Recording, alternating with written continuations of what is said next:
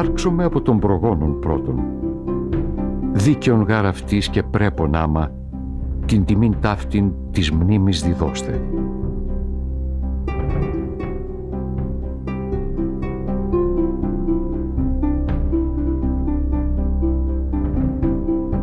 I shall speak first of our ancestors, for it is right and at the same time fitting to give them this place of honor.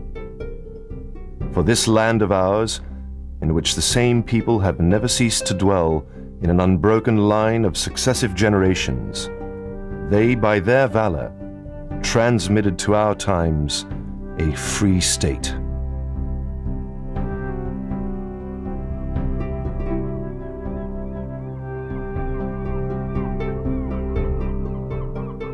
Thus spoke Pericles, when in 431 BC, at the Athenians' behest, he delivered in the cemetery of the Keramikos the funerary oration for the dead who had fallen in the first year of the Peloponnesian War.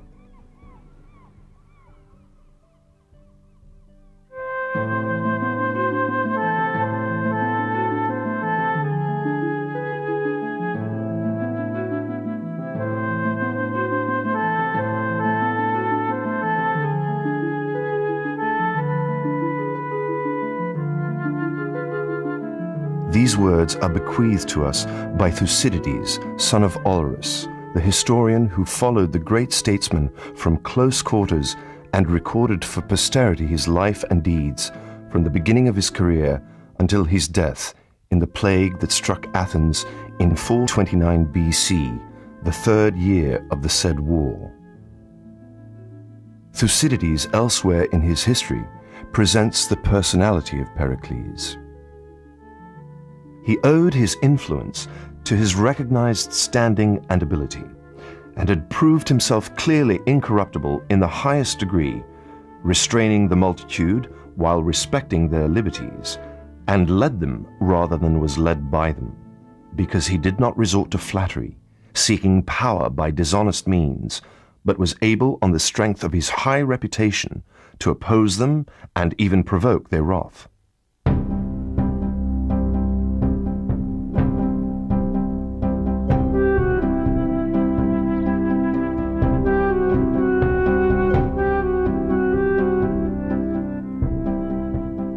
At any rate, whenever he saw them unwarrantably confident and arrogant, his words would cow them into fear, and on the other hand, when he saw them unreasonably afraid, he would restore them to confidence again. And so Athens, though in name a democracy, gradually became in fact a government ruled by its foremost citizen. Εγίγνε τότε λόγο μεν δημοκρατία, έργο δε υπό του πρώτου ανδρός αρχή. We live under a form of government which does not emulate the institutions of our neighbors. On the contrary, we are ourselves a model which some follow, rather than imitators of other people. It is true that our government is called democracy, because its administration is in the hands not of the few, but of the many.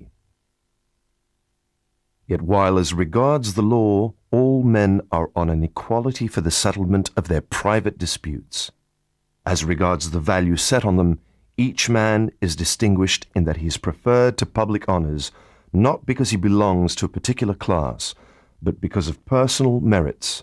Nor again, on the ground of poverty, is a man barred from a public career by obscurity of rank, if he but has it in him to do the state a service.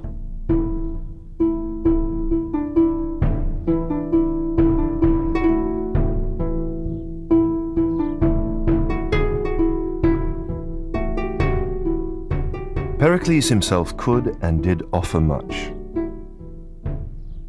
Aristophanes, in his play Arcanians, called him Olympian, who like Zeus thundered and lightened and confounded Hellas. He was compared to Zeus by other comedy dramatists also, who spoke admiringly of his rhetorical prowess. He was Eumolpus declared, the greatest speaker in the world. Whenever he rose to speak like a crack sprinter, he had the others beat by 3 good yards. His lips enthroned a kind of persuasiveness.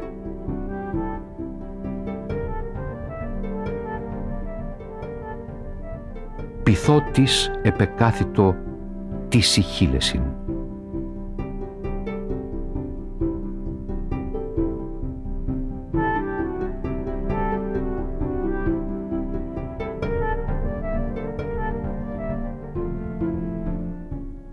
This assessment is confirmed by Thucydides, who characterizes Pericles as the foremost of the Athenians, wielding great influence both in speech and in action.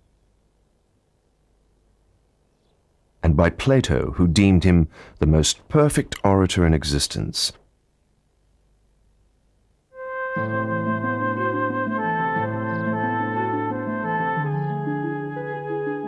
While according to an anecdote preserved by Plutarch, when Archidamus, the king of the Lacedaemonians, asked the politician Thucydides, son of Melesius, rival of Pericles, who was the better wrestler, he replied, "Whenever I throw him in wrestling, he disputes the fall, and carries his point, and persuades the very men who saw him fall."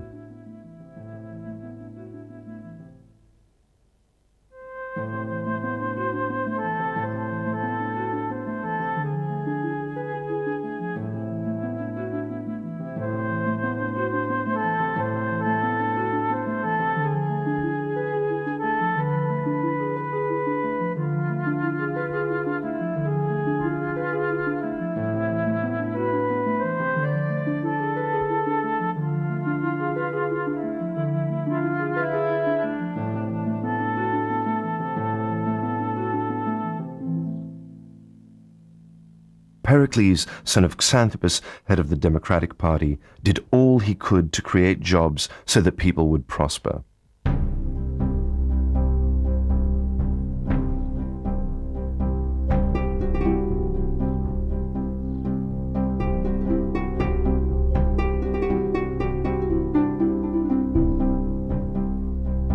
In his desire that the unwarlike throng of common laborers should neither have no share at all of the public receipts, nor yet get fees for laziness and idleness, he boldly suggested to the people projects for great constructions and designs for works which would call many arts into play and involve long periods of time, in order that they stay at home no whit less than the sailors and sentinels and soldiers might have a pretext for getting a beneficial share of the public wealth.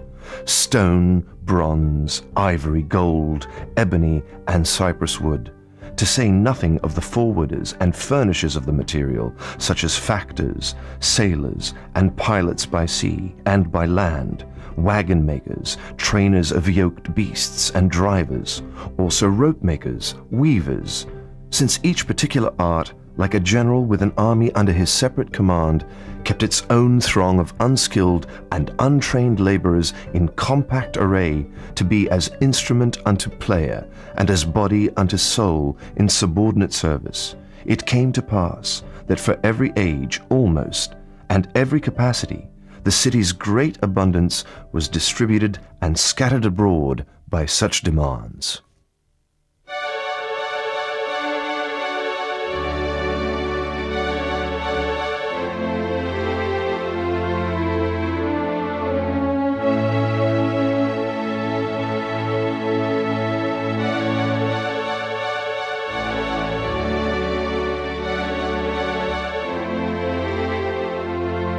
And Plutarch, who recorded all these facts, continues, "So then the works arose, no less towering in their grandeur than inimitable in the grace of their outlines, since the workmen eagerly strove to surpass themselves in the beauty of their handicraft.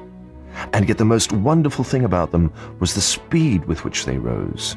Each one of them, men thought, would require many successive generations to complete, but all of them were fully completed in the heyday of a single administration." Truly the works were splendid and remained forever without parallel, because Pericles had not only a vision to beautify Athens as he considered appropriate to the city that was the school of Hellas and the center of Hellenic civilization, but also had the good fortune to find and the ability to inspire worthy collaborators.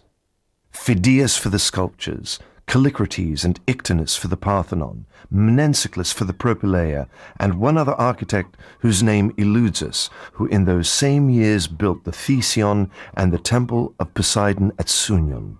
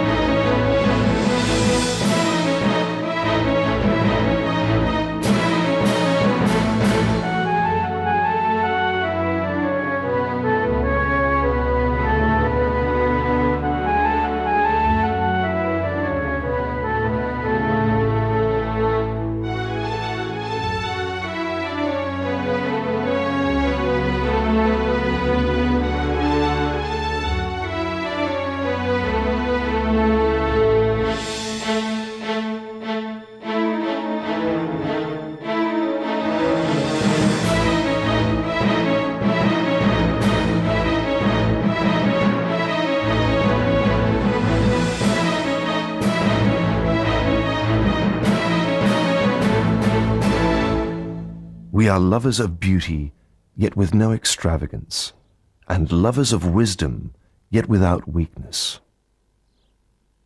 Wealth we employ rather as the opportunity for action than as a subject for boasting.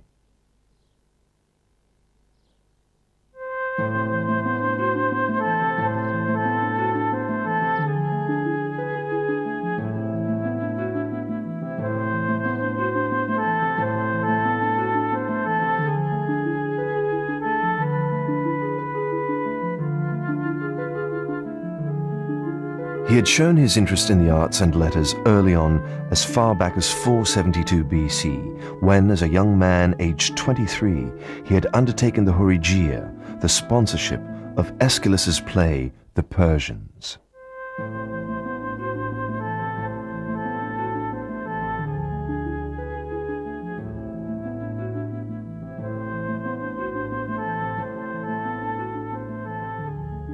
Later, as a politician, he enriched the program of the Panathenea festival with music contests, supported theatrical performances, and in general took measures to enhance all manner of cultural manifestations. He considered them important, and he mentioned them first in his funeral oration when describing Athenian felicity.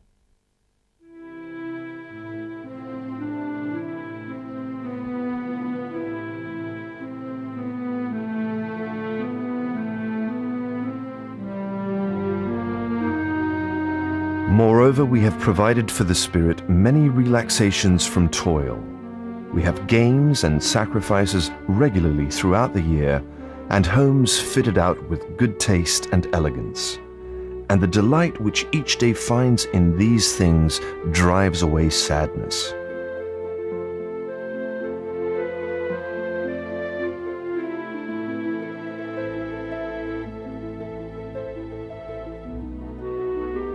And our city is so great that all the products of all the earth flow in upon us, and ours is the happy lot to gather in the good fruits of our own soil with the same sense of security and enjoyment as we do those of other lands.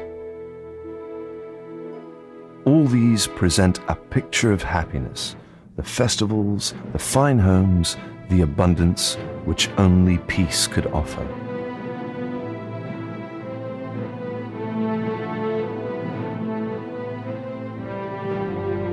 Pericles was well aware of this, and did everything he possibly could to secure it.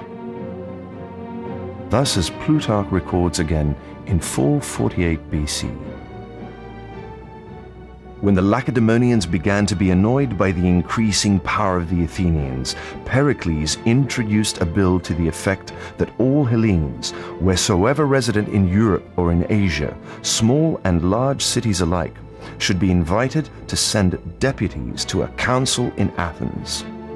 This was to deliberate concerning the Hellenic sanctuaries which the Persians had burned down, concerning the sacrifices which were due to the gods, and concerning the sea, that all might sail it fearlessly and keep the peace.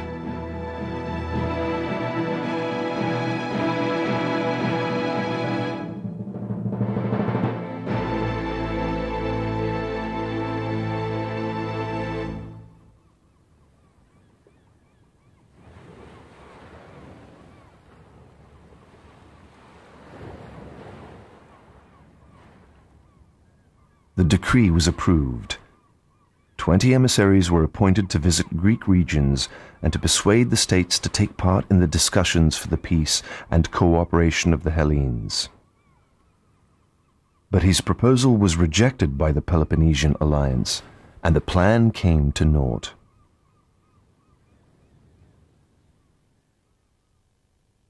Two years later, Athens and Sparta signed the 30-year peace. But this lasted no longer than 14 years. In the words of Thucydides once more, "For as long as Pericles presided over the affairs of the state in time of peace, he pursued a moderate policy and kept the city in safety, and it was under him that Athens reached the height of its greatness." And when in 432 BC it became clear that the clash of the two great powers in the Hellenic world was inevitable, Pericles addressed the citizens' assembly, the ecclesia of the deme, by saying, "Going to war is always sheer folly for men who are free to choose, and in general are enjoying good fortune.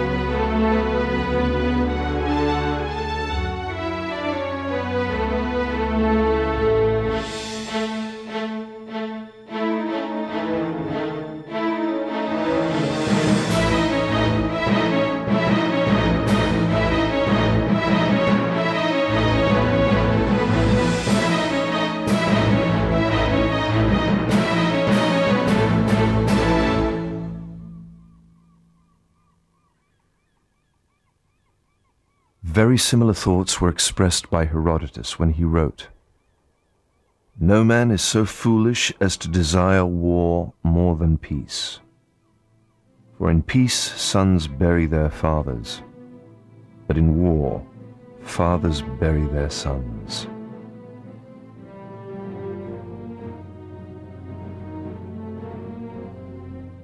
In the Peloponnesian War, Pericles first lost his two sons, and then he himself died of the plague.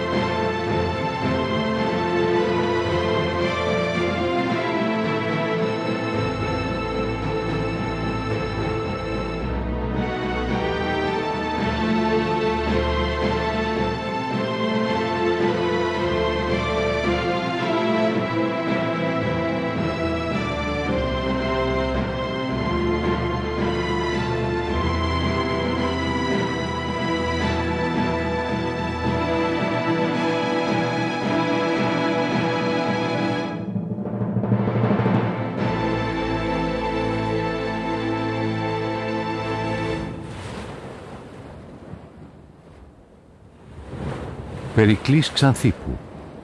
Χαίρε. Πάραλος Περικλέους. Χαίρε. Xanthippos Περικλέους. Χαίρε. Χαίρε. Χαίρε. Χαίρε. Χαίρε.